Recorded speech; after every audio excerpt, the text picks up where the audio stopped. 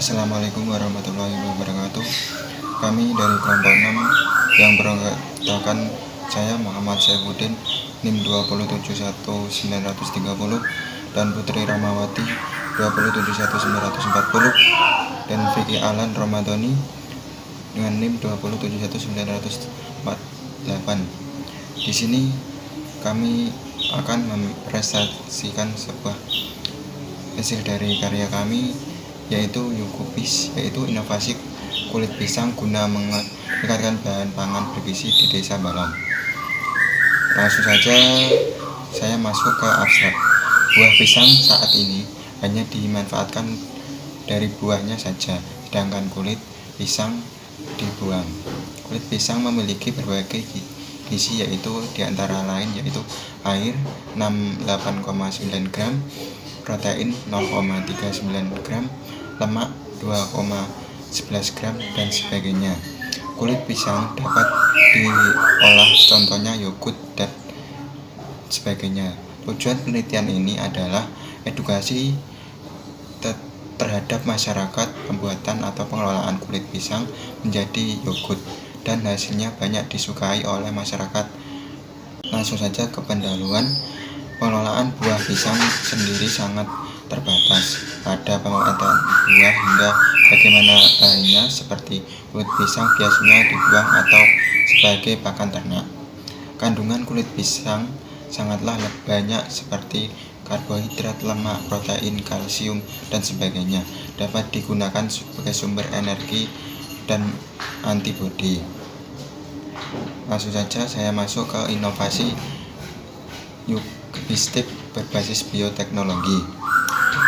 Masyarakat kurang memahami cara mengolah kulit pisang agar tidak terbuang sia-sia dan memiliki nilai sarana kulit pisang sehingga terbuang sia-sia, padahal di dalamnya terdapat gizi yang sangat tinggi. Pembuatan yogurt kulit pisang yaitu kubistik.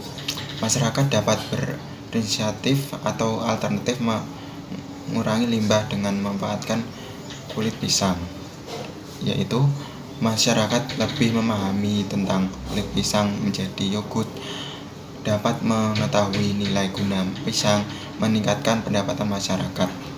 Kajian pustaka yogurt dan kandungannya. Yogurt, produk yang diperoleh dari susu telah difermentasi. Yogurt memiliki gizi 500 zat kandungan sebanyak 100 gram susu sapi dan sebagainya. Konsumsi yogurt di Indonesia. Konsumsi yogurt di Indonesia tahun 2020 menurut Statistika.com sebesar 9,4 kg. Semakin banyak kalangan yang menyukai yogurt dan susu fermentasi. Data dari Rektor Jenderal Peternakan dan Kesehatan, import yogurt 2019 lebih tinggi daripada 2018, yaitu 2046,9 ton dan 0,5 ton. Selanjutnya kita akan membahas tentang kajian pustaka, yaitu yang pertama adalah yogurt dan kandungannya. Kata yogurt berasal dari bahasa Turki, yaitu yogurt atau yogurt, yang artinya susu asam. Secara definisi, yogurt adalah produk yang diperoleh dari susu yang telah dipasteurisasi, kemudian difermentasi dengan bakteri tertentu sampai diperoleh keasaman, bau, dan rasa yang khas. Yogurt dapat dibuat dengan susu segar atau produk dengan atau tanpa tambahan susu bubuk atau susu bubuk skim. Yogurt memiliki bakteri baik yang terkandung di dalamnya, yaitu Lactobacillus bulgaricus dan Streptococcus thermophilus. Yogurt mengandung lebih dari 50 zat kandungan. Yogurt mengandung 80% air, 7% laktosa, 6% lemak, 4,5% protein, dan vitamin A, B, C, dan D. Lanjut pada konsumsi yogurt di Indonesia. Konsumsi yogurt di Indonesia tahun 2020 menurut Statistika.com sebesar 9,4 kg. Semakin banyak kalangan yang menyukai yogurt dan susu fermentasi, maka semakin banyak pula produksi produk tersebut. Dilansir dari data Direktorat Jenderal Peternakan dan Kesehatan Hewan Kementerian Pertanian RI yang menyatakan bahwa ekspor yogurt di Indonesia lebih tinggi dibandingkan impornya pada tahun 2018. Lanjut tentang pisang dan kandungannya. Dalam sejarah dinyatakan pula tanaman pisang diberi nama Latin sekitar tahun 63-14 Masehi. Nama lain itu adalah Musa paladisiaca.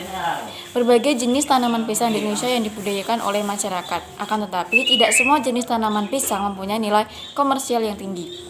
Ada beberapa jenis varietas pisang, yaitu yang pertama pisang hias, yaitu tidak bisa dipanen. Contohnya adalah pisang kipas. Yang kedua ada pisang serat, dikenal dengan nama pisang Manila, juga tidak dapat dimakan.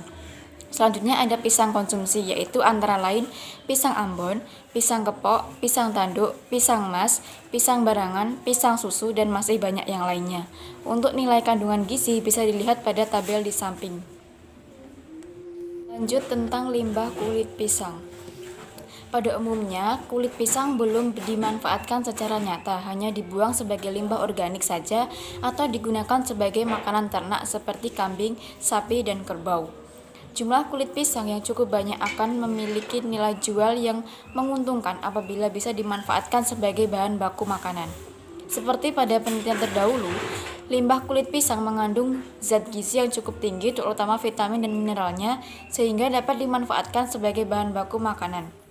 Kandungan itu antara lain ada air, protein, lemak, kalsium, fosfor, besi, vitamin B, dan juga vitamin C. Selanjutnya kita akan membahas tentang pemanfaatan limbah kulit pisang.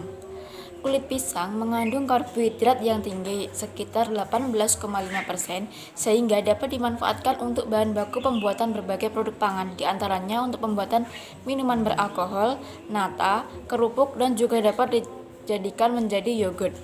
Kulit pisang merupakan bahan baku yang sangat mudah didapatkan, berbeda dengan buah-buahan lain yang mempunyai musim tertentu. Dengan memanfaatkan kulit pisang menjadi yogurt, selain dapat mengurangi limbah, akan dapat meningkatkan nilai ekonominya dan akan melengkapi penganekaragaman bahan pangan serta mengembangkan penggunaan bahan pangan lokal untuk memasuki pasaran global, sehingga dapat membantu meningkatkan pendapatan masyarakat, khususnya industri rumah tangga.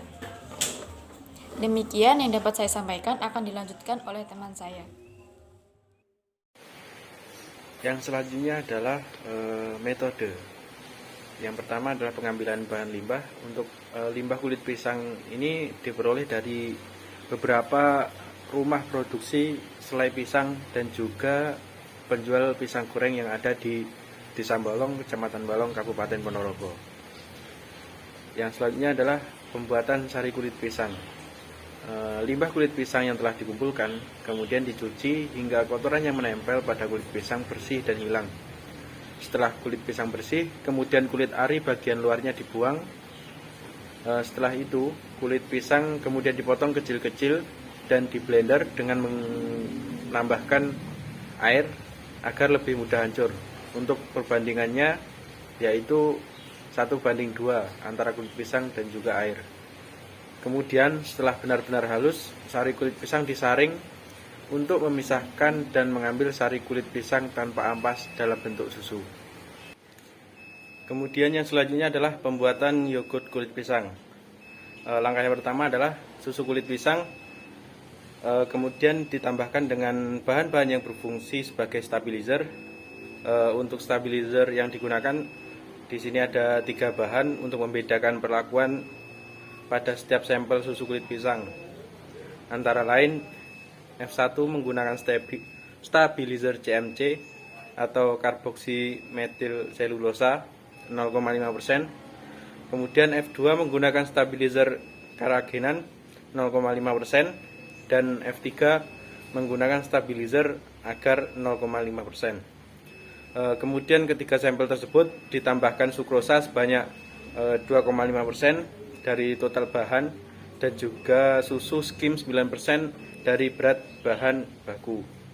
Kemudian langkah yang kedua adalah setelah tercampur, panaskan susu di atas kompor dengan suhu 80-85 derajat Celcius selama 15 menit sambil mengaduknya. Hal ini dimaksudkan untuk menginaktifkan bakteri patogen. Kemudian setelah selesai didinginkan sampai suhu 40 sampai 45 derajat Celcius sehingga cocok untuk pertumbuhan bakteri asam laktat.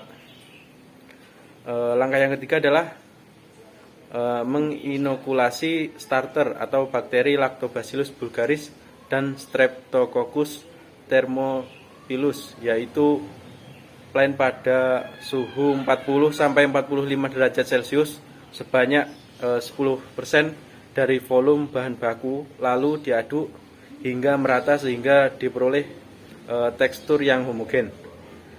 Langkah yang keempat adalah setelah mendapatkan tekstur yang homogen, kemudian hasilnya dimasukkan ke dalam wadah fermentasi yang sudah disterilisasikan sebelumnya menggunakan alkohol 70% dan ditutup rapat.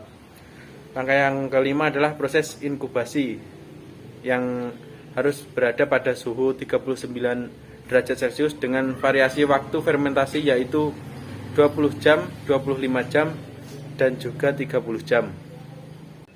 Yang selanjutnya adalah pengujian kandungan protein. Untuk proses pengujian kandungan protein yang terdapat pada yogurt kulit pisang ini dilakukan melalui proses laboratorium. Kemudian yang selanjutnya adalah uji rasa, aroma, dan tekstur yogurt kepada masyarakat. Untuk pengujian ini dilakukan dengan cara meminta beberapa orang atau individu untuk merasakan atau mencicipi yogurt kulit pisang yang telah siap dimakan tadi. Kemudian yang selanjutnya adalah sosialisasi dan pelatihan pembuatan yukupis di Desa Balong, Kecamatan Balong, Kabupaten Ponorogo.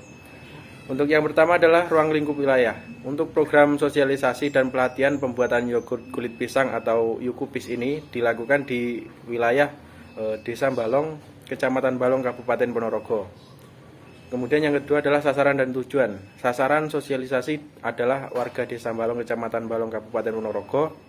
Kemudian untuk tujuan sosialisasi adalah diharapkan masyarakat setempat dapat mengolah dan menjadikan limbah kulit pisang sebagai produk yang bernilai ekonomi dan dapat meningkatkan bahan pangan bergizi di Desa Balong, Kecamatan Balong, Kabupaten Ponorogo.